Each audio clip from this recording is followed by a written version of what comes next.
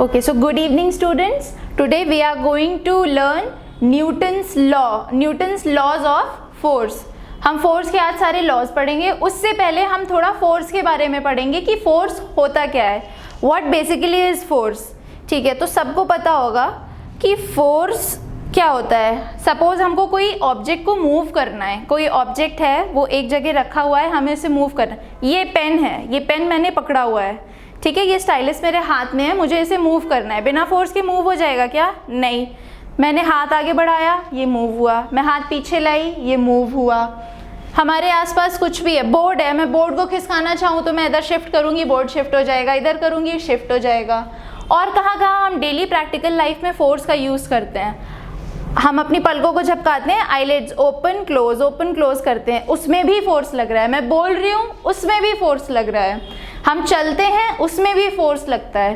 Force her चीज़ में लगता है. हमारे आसपास की जितनी चीज़ें आप देखते हैं, जो भी आपकी प्रैक्टिकल लाइफ में चीज़ें यूज़ होती हैं, आप लिख रहे हो, खा रहे हो, सो रहे हो, सोने में जब सो के उठ रहे हो उसमें भी फोर्स. आप बेड पे लेटे हो, उठे, करवट बदली, उसमें भी फोर्स है.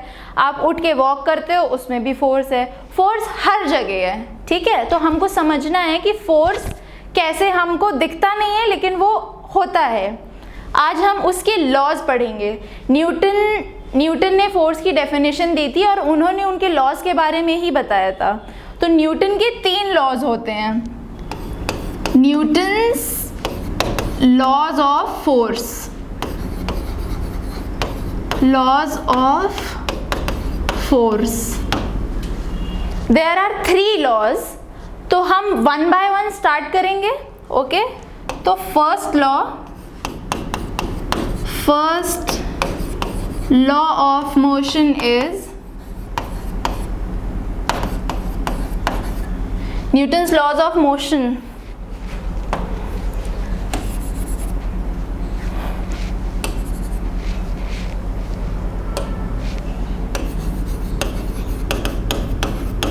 Okay, first law of motion is कि सपोज कोई भी ऑब्जेक्ट है वो स्टेशनरी है, ठीक है, वो रखा हुआ है. जब तक आप उस पर फोर्स अप्लाई करोगे नहीं, वो आगे बढ़ेगा नहीं. आप उसे पुल नहीं करोगे, वो पीछे नहीं आएगा. आप उसको पुश नहीं करोगे, वो आगे नहीं जाएगा.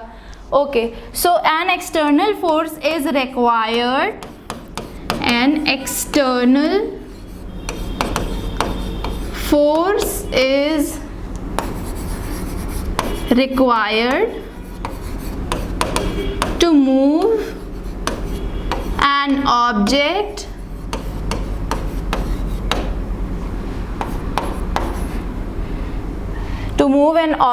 which is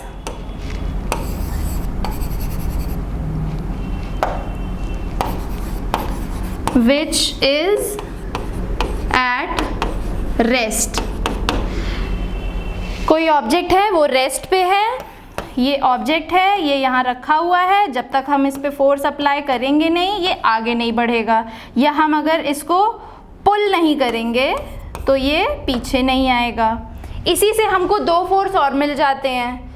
क्या मिल जाते हैं? एक बैलेंस्ड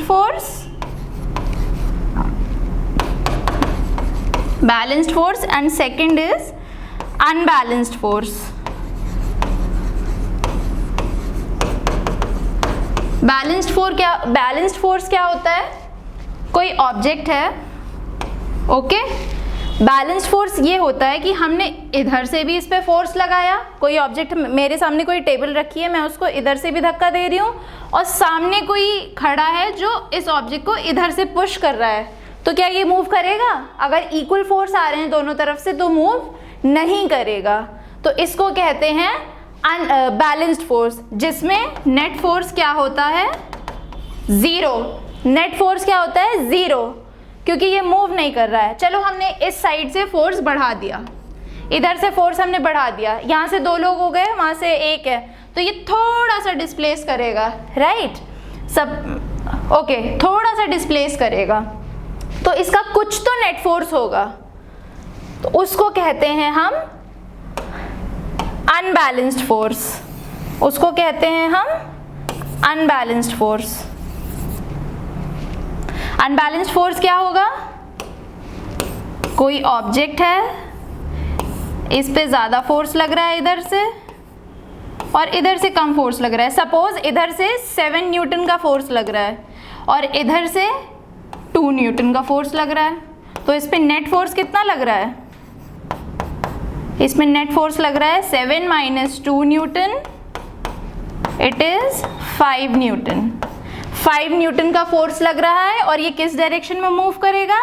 जिस डायरेक्शन में जिधर से ज़्यादा फोर्स है, जिधर से ज़्यादा फोर्स अप्लाइड है उस डायरेक्शन में मूव करेगा ये। तो ये हो गया बैलेंस्ड फोर्स जिसमें नेट 0 होता है, ये हो गया अनबैलेंस्ड फोर्स जिसमें एक तरफ ज़्यादा एक तरफ कम होता है। Okay, now second law of motion, second law of motion. Second law of motion बताने से पहले I would like to tell you about momentum. What is momentum?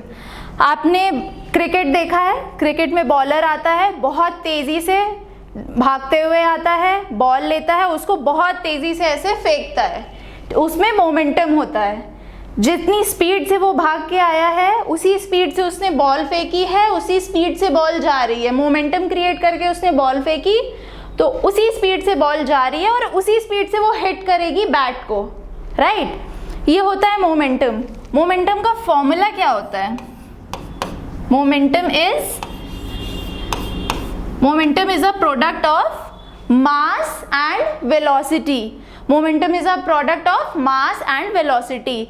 Momentum directly proportional होता है। मोमेंटम को डिनोट करते हैं P से and mass is m। Directly proportional होता है मास के। आप मास बढ़ाओगे मोमेंटम बढ़ जाएगा, आप मास कम करोगे मोमेंटम कम हो जाएगा, ठीक है? Momentum is directly proportional to mv। Momentum is directly proportional to mass. Formula क्या होता है? It is a product of mass and velocity. Okay, तो अब हमको पढ़ना है न्यूटन का सेकेंड लॉ। सेकेंड लॉ क्या है? F is equals to ma। अच्छा, इसमें एक part I have missed which is inertia. Inertia, ठीक है, एक बार मैं इनर्शिया पहले सेकेंड लॉ खत्म कर दूं फिर हम इनर्शिया पे आते हैं, ठीक है? सेकेंड लॉ क्या है? F is equals to ma। Now ये F is equals to ma आया कहाँ से है? इसमें भी फोर्स होता है, it is directly proportional to mass. आप मास बढ़ाओगे फोर्स बढ़ जाएगा। कैसे? ये वॉल है, मैं वॉल को पुश कर रही हूँ इधर से। वॉल का क्या है? मास, डेंसिटी, सब कुछ बहुत ज़्यादा है, तो वो एक ऑपोजिट फोर्स भी लगा रहा है ना मुझ पे, तो मुझे बहुत ताकत लगेगी इस वॉल को पुश करने में। जब तक मैं उसके इक्वल का फोर्स अपने पास नहीं लाऊंगी ये वॉल मुझसे मूव नहीं होगी। कोई टेबल रख दी हमने यहाँ पे, टेबल का फोर्स, मेरा फोर्स टेबल से ज़्यादा होना चाहिए टू पुश इट, राइट? तो मैं मास बढ़ा दूंगी तो मेरा फोर्स भी बढ़ जाएगा, मैं मास कम कर दूंगी मेरा फोर्स भी कम हो जाएगा। मैंने ऑब्जेक्ट का मास, स्टाइलिस है, स्टाइलिस को मूव करने में क्या बहुत ताकत लग रही है मुझे? नो, स्टाइलिस का मास कितना कम है, मैं कितनी आसानी से इसको मूव कर पा रही हूँ। हम चॉक लेते हैं, हाथ में डस्टर लेते हैं और कोई बुक लेते हैं, इन सब का मास बहुत कम होता है, तो हमें फोर्स बहुत कम लगाना पड़ता है। उसी जगह पे अभी मैंने जो वॉल का एग्जाम्पल दिया, आप अलमीरा, घर में अलमीरा क्या कोई भी बहुत आसानी से मूव कर लेता है? Is it easy to move an almirah like this? Can you do this? No, क्योंकि उसका मास बहुत ज़्यादा है, हमको उसको पुश करने में बहुत टाइम लगेगा, बहुत फोर्स, एनर्जी, सब कुछ लगेगा। उधर से भी एक फोर्स हमारे ऊपर अप्लाई हो रहा है ना, अलमीरा की तरफ से भी एक ऑपोजिट फोर्स हमारे ऊपर अप्लाई हो रहा है और एक फोर्स हम भी अप्लाई कर रहे हैं, तो उसको पुश करने में, उसको शिफ्ट करने में बहुत फोर्स लगेगा। इसीलिए force is directly proportional to mass. Mass बढ़ाओगे आपका फोर्स बढ़ जाएगा। ओके, नाउ ये आया कहाँ से? F is equals to ma कहीं से आया होगा ना। तो अभी हमने मोमेंटम पढ़ा, momentum is product of mass and velocity. Okay, ठीक है, तो फोर्स क्या होता है? फोर्स होता है, force is directly proportional to,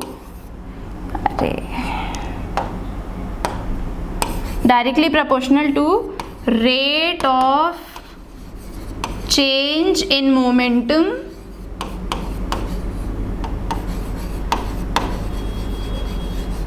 rate of change in momentum upon time. Okay, now ये rate of change of momentum क्या होता है? F मोमेंटम क्या है? चेंज ऑफ मोमेंटम को डिनोट करते हैं डेल्टा पी से। डेल्टा पी क्या होता है? mv होता है। mv हमको डिस्प्लेसमेंट के लिए यूज करते हैं, तो डिस्प्लेसमेंट के लिए हम पहले करेंगे mv1, v मतलब final velocity minus initial velocity, right, upon time. हमने यहाँ से m कॉमन ले लिया, v minus u upon time, v minus u upon time is acceleration. Okay, v minus u upon time is acceleration. अब directly proportional का sign जब हटेगा तो इसकी जगह कोई कांस्टेंट आता है, इसकी जगह कुछ कांस्टेंट आता है, तो वो कांस्टेंट हम सपोज कर लेंगे के एम ए। ना अकॉर्डिंग टू न्यूटन, उन्होंने जो भी कैलकुलेट किया था अपनी कैलकुलेशंस के अनुसार, यहाँ पे के की वैल्यू उन्होंने देयरफॉर के इज इक्वल्स टू 1, तो वो 1 है तो उसको हम लिखते नहीं हैं। F is equals to m a, ये आ गया हमारा न्यूटन का second law. Okay, F is equals to m a, ये आ गया हमारा न्यूटन्स का सेकेंड लॉ। ठीक है, तो मैंने पीछे कहा था इनर्शिया, हाँ फर्स्ट में इनर्शिया पढ़ना है हमें। इनर्शिया क्या होता है? What is inertia? First law क्या कहता है? An external force is required to move an object which is at rest. कोई ऑब्जेक्ट जो रेस्ट पे है उसको मूव करने के लिए external force is required. Now पहले हम इनर्शिया समझेंगे। Inertia is a property of an object. Inertia क्या होती है? किसी भी ऑब्जेक्ट की प्रॉपर्टी होती है, whether the object is moving, whether the object is at rest, और कोई भी object if it is in a particular direction, तो उसका इनर्शिया है कि अगर वो रेस्ट पे है तो वो रेस्ट पे ही रहना चाहेगी। कोई बॉडी है, मैं खड़ी हूँ तो मैं खड़ी, अभी मुझे कोई अचानक से धक्का दे दे तो मैं ऐसे गिर जाऊंगी ना अचानक से, because I am not ready for that, right. मेरी बॉडी अभी इनर्शिया ऑफ रेस्ट, इसकी प्रॉपर्टी क्या है? Inertia of rest. This pen is moving, I am writing, इसकी प्रॉपर्टी क्या है? Inertia of motion. ये मोशन में है पेन, मैं लिख रही हूँ। ओके, हम ठीक है, पहले तो कितने इनर्शिया के टाइप्स होते हैं? There are 3 types of inertia. Inertia of rest, inertia of motion, inertia of motion, inertia of direction. One by one I will explain this कि ये क्या है। What is inertia of rest? Suppose कोई object है, आपने वो example देखा होगा कि कोई टेबल पे हमने एक ग्लास रखा, ग्लास के नीचे एक क्लॉथ बिछा दिया, उस क्लॉथ को हम जोर से पुल करते हैं, ग्लास कैसे रहता है? वहीं का वहीं एज इट इज खड़ा रहता है। क्यों? क्योंकि उस ग्लास को रेस्ट में रहना है, वो रेस्ट पे था और वो अभी भी एक्सपेक्ट कर रहा है कि मैं रेस्ट में ही रहूँगा, तो जोर से पुल करते हैं तो उसका इनर्शिया, उसको अपनी इनर्शिया की वजह से वो रेस्ट पे ही रहता है। ठीक है, इनर्शिया ऑफ, ओके, एक एग्जाम्पल और है इनर्शिया ऑफ रेस्ट का। बस में ट्रैवल करते हैं हम सब लोग, बस और ट्रेन में ट्रैवल करते हैं, हम जाते हैं बस में, अपनी सीट पे बैठते हैं, हमारी बॉडी कैसे है? रेस्ट पे है। बस अचानक से स्टार्ट होती है, अचानक से एक्सेलरेट करता है ड्राइवर, गाड़ी आगे बढ़ती है और हमारी बॉडी ऐसे पीछे की साइड बेंड हो जाती है, राइट। गाड़ी सीधे चल रही है, हमारी ऑपोजिट डायरेक्शन में बेंड हो जाती है। क्यों? क्योंकि गाड़ी आगे बढ़ रही है, हमारी बॉडी तो यहाँ पर थी, हमें तो रेस्ट में रहना है, बॉडी को रेस्ट की आदत है, बॉडी तो रेस्ट में, उसकी प्रॉपर इनर्शिया ऑफ रेस्ट उसका प्रॉपर्टी शो कर रहा है, तो हमको अभी रेस्ट में रहना है, इसीलिए बॉडी हमारी पीछे हो जाती है कि जिस पोजीशन पे थे हमें उसी पोजीशन पे रहना है। फिर जब धीरे धीरे आगे बढ़ती है तो हमारी बॉडी उसके साथ में आती है और हम आगे बढ़ते हैं बस के साथ में। अब क्या हो रहा है, बस चल रही है चल रही है चल रही है, अचानक से ब्रेक अप्लाई कर दिया ड्राइवर ने, तो हमारी बॉडी कैसी हुई? अब तो हमें मोशन में रहने की आदत है ना, तो जब उसने अप्लाई करी तो फिर हमारी बॉडी पीछे नहीं होती, हमारी बॉडी आगे हो जाती है। मतलब हमें आगे जाना था लेकिन उन्होंने अप्लाई कर दिया ब्रेक, तो हमको रुकना पड़ा वहीं पे, लेकिन हमारी बॉडी को तो नहीं पता है कि हमको वहीं पर रुकना है, तो हमारी बॉडी आगे को बेंड हो जाती है, फिर हम धीरे से उसको पीछे लाते हैं। फिर ये किसका एग्जाम्पल था? Inertia of motion. रेस्ट क्या था? जब आप बैठे, अचानक से बस स्टार्ट हुई, बॉडी पीछे हो गई। मोशन क्या था? हम चल रहे हैं आगे की तरफ चल रहे हैं, ब्रेक लगी, हमारी बॉडी आगे हो गई, क्योंकि हमें आगे ही जाना है। रेस्ट में हमें पीछे ही रहना है, हमें बैठे ही रहना है, मोशन में हमें आगे ही जाना है, हमको रुकने की नहीं है ना, अभी हमें आदत नहीं है, हमारी बॉडी चल रही है तो हमारी बॉडी चलेगी। इनर्शिया ऑफ डायरेक्शन क्या है? उसी बस में बैठे हो आप, पहले इनर्शिया ऑफ रेस्ट हुआ, फिर मोशन हुआ, अब डायरेक्शन। अचानक से कहीं शार्प टर्न आता है और आपकी बस ऐसे टर्न लेती है, ऐसे टर्न लेती है, तो जब बस इधर जा रही है तो आपकी बॉडी इधर क्यों जा रही है? क्योंकि आपको इस साइड चलने की, अभी आपकी बॉडी को आदत कैसी है? इस साइड चलने की, है ना, ऐसे चल रहे हैं हम, अचानक से ऐसे टर्न ले लोगे तो बॉडी ऐसे हो जाएगी। ये एग्जाम्पल है इनर्शिया ऑफ डायरेक्शन का।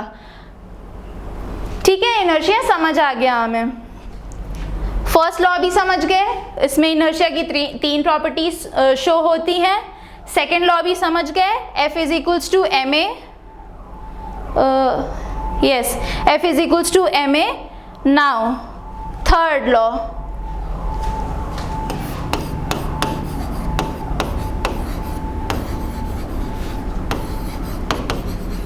third law of motion is every action has equal and opposite reaction। Her action का इक्वल और ऑपोजिट रिएक्शन होता है। I gave an example of wall, I am pushing a wall, वो wall भी मेरे ऊपर एक फोर्स अप्लाई कर रही है, उसका मास ज़्यादा होने की वजह से मैं उसको, उसकी डेंसिटी ज़्यादा होने की वजह से मैं उसको पुश नहीं कर पा रही हूँ, that is another thing, but it is applying a force on me and I am applying a force on a wall. ठीक है, दोनों, every action has equal and opposite reaction. You throw a ball on the wall, ball जाती है, wall पे टकराती है and it bounces back, right. ये भी एग्जाम्पल है थर्ड लॉ ऑफ मोशन का, that every action has equal and opposite reaction. तीनों लॉ आई होप सबको समझ आ गए होंगे। First law is external force, कोई ऑब्जेक्ट है जो स्टेशनरी है, उसको मूव करने के लिए एक्सटर्नल फोर्स की रिक्वायरमेंट होती है। Second law is F is equals to m a. और अच्छा हाँ, one thing is missing, force की यूनिट होती है फोर्स की यूनिट होती है न्यूटन और kg metre per second square. Okay, and यहीं पे मोमेंटम की यूनिट क्या होती है? Kg metre per second. Kg कैसे? मास से, मीटर पर सेकेंड वेलोसिटी की वजह से, यहाँ पर केजी एम की वजह से, metre per second square acceleration की वजह से। Okay, third is every action has equal and opposite reaction. Okay, thank you.